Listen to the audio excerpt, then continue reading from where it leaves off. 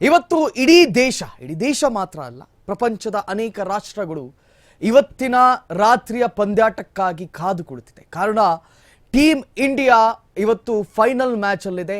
T20 world ಕಪ್ನ final match ಇವತ್ತು Narendra Modi stadium Ahmedabad ಆಗುತ್ತೆ.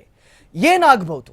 ನಮ್ಮ ದೇಶ ಗೆಲ್ಲುತ್ತಾ, ನಮ್ಮ ತಂಡ ಗೆಲ್ಲುತ್ತಾ, ಅಥವಾ ನ್ಯೂಜಿಲ್ಯಾಂಡ್ ಗೆಲ್ಲುತ್ತಾ? ಈ ಕುತೂಹಲಕಾರಿಯಾಗಿರುವಂತಹ ಪಂದ್ಯಾಟಕ್ಕೆ ಇಡೀ 140 ಕೋಟಿ ಭಾರತೀಯರು, ಅದರ ಜೊತೆಯಲ್ಲೇ ಆಸುಪಾಸು ರಾಷ್ಟ್ರಗಳ ಕ್ರಿಕೆಟ್ ಪ್ರೇಮಿಗಳು ಕಾತುರದಿಂದ ಕಾಯ್ತಾ ಇದ್ದಾರೆ. ಇದೇ ಹೊತ್ತಿನ ವಿಶೇಷ, ಗೆದ್ದು ಬಾ ಇಂಡಿಯಾ. ನಿಜಕ್ಕೂ ಕೂಡ ಇವತ್ತು ಟೀಮ್ ಇಂಡಿಯಾಕ್ಕೆ ದೊಡ್ಡದೊಂದು ಸವಾಲೇ ಎದುರಾಗಿದೆ ಅಂತ ಹೇಳ್ಬೋದು. ಯಾರ ಮುಡಿಗೆ ಸೇರುತ್ತೆ T20 ವಿಶ್ವಕಪ್ ಕಿರೀಟ? ಯಾರ ಮುಡಿಗೆ ಸೇರಬಹುದು? ಇಂದು Bharat versus New Zealand high voltage match. ಗುಜರಾತ್ನ ನರೇಂದ್ರ ಮೋದಿ ಸ್ಟೇಡಿಯಂನಲ್ಲಿ ಮಹಾಕದನ ಇವತ್ತು ನಡೆಯುತ್ತೆ. ದಿ ಫೈನಲ್ ಶೋ ಡೌನ್ ನಡೆಯುತ್ತೆ ಇವತ್ತು. ಇಂದು ಸಂಜೆ 7 ಗಂಟೆಗೆ ಶುರುವಾಗಲಿದೆ ರಣರೋಚಕ ಫೈಟ್.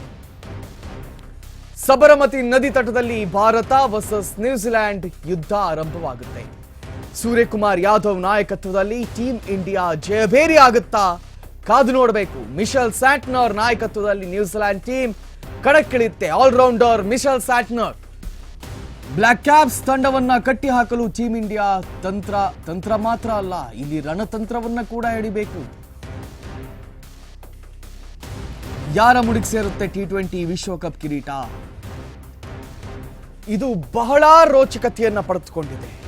ಯಾಕಂತ ಹೇಳಿದ್ರೆ, mighty South Africa, I repeat, mighty South ಆಫ್ರಿಕಾವನ್ನ ಸೋಲಿಸಿ ನ್ಯೂಜಿಲ್ಯಾಂಡ್ ಇವತ್ತು ಫೈನಲ್ ಬಂದಿದೆ. ಇಡೀ ಟೂರ್ನಮೆಂಟ್ ಅಲ್ಲಿ ಸೌತ್ ಆಫ್ರಿಕಾ ಎಲ್ಲೂ ಕೂಡ ಅದಕ್ಕೆ ಲಂಗು ಲಗಾಮ್ ಹಾಕೋರೇ ಇಲ್ಲ ಅಂತ ಹೇಳಲಾಗ್ತಾ ಇತ್ತು.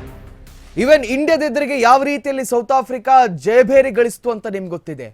ಅಂತಹ ಸೌತ್ ಆಫ್ರಿಕಾವನ್ನ ಬಹಳ ಅಂತರದಲ್ಲಿ ಬಗ್ಗು ಬಡಿದಿದ್ದು ಇದೇ ನ್ಯೂಜಿಲ್ಯಾಂಡ್.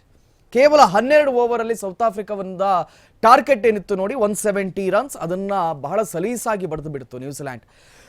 ಈ ಬಾರಿಯ